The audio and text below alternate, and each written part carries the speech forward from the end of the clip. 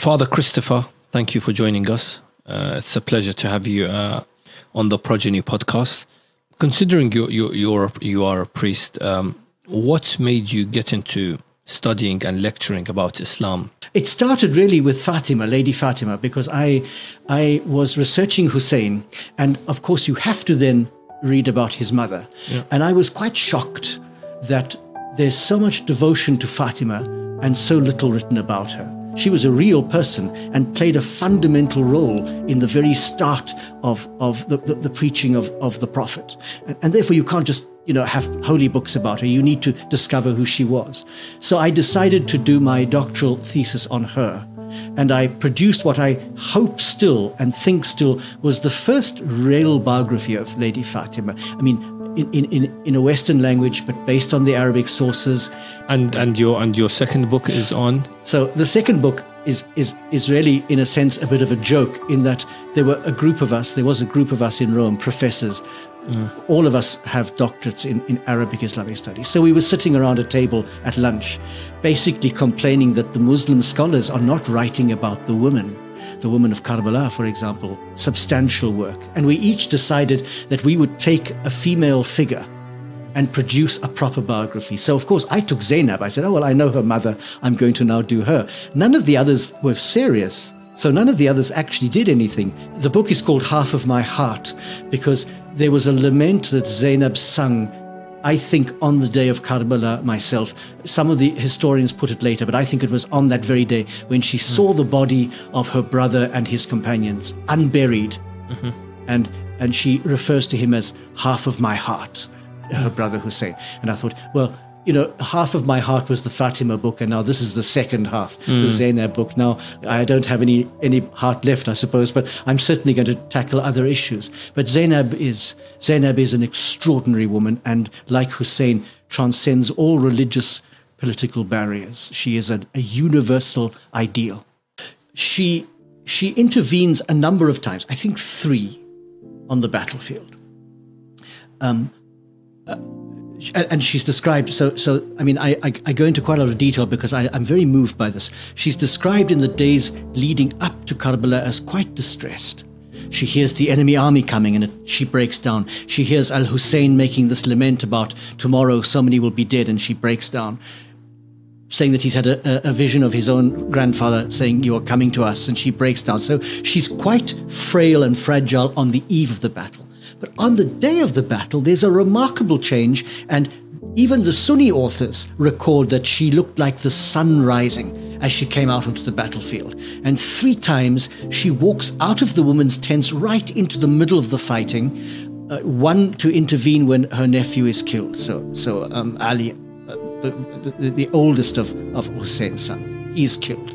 A second time she comes out to chase after this little boy at Hussein's command, and she can't catch him. He's too fast for her because he wants to fight with his uncle. And a third time she comes out to challenge the men killing Al-Hussein. And it's this famous challenge where somebody as terrible as Umar bin Sa'd turns away and weeps because he's challenged by her and he knows that he's so.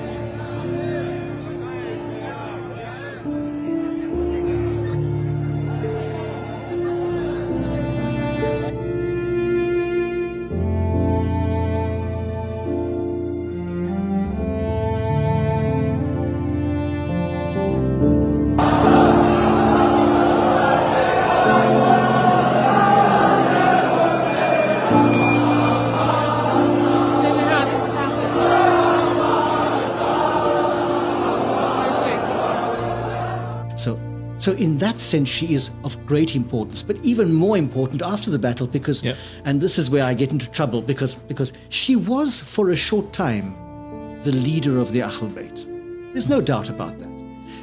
Young Ali bin al-Hussein was much too sick to function immediately after the battle. And his life, in fact, is saved twice. She saves his life later on in the court of where they're before Ziyad, but that's later on. It's that period of days after Karbala, from the journey between Karbala to Kufa to the court of Yazid, to Damascus. That period, however long it was, and it's difficult to know how long it was, when they were being interrogated and ill-treated, she was the pole around which everything revolved. Absolutely. And there's a particular moment where her nephew, Ali bin al-Hussein, says to her, "Be quiet now, let me speak." And that, for me, is the moment when he takes his place as imam.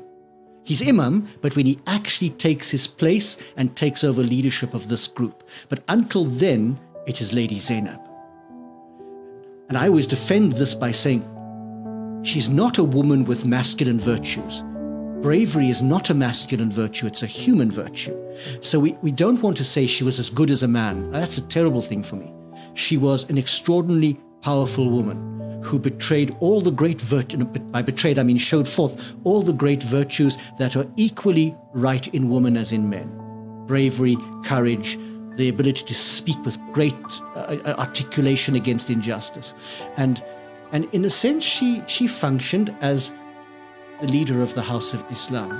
Now, I mean, of the Ahlul Bayt. So I then said to some scholars, could she be said in a sense to have shared in the imamah? So I got into a bit of trouble there. Yeah. And I understand. Yeah, because because the imamah is something more than that. But she certainly possessed some of the qualities that are crucial to imamah. She did. Without being imamah, without having the legal power and the jurisprudential power of the imam. She had some of the qualities that are necessary for the imam to function. Of that I'm sure.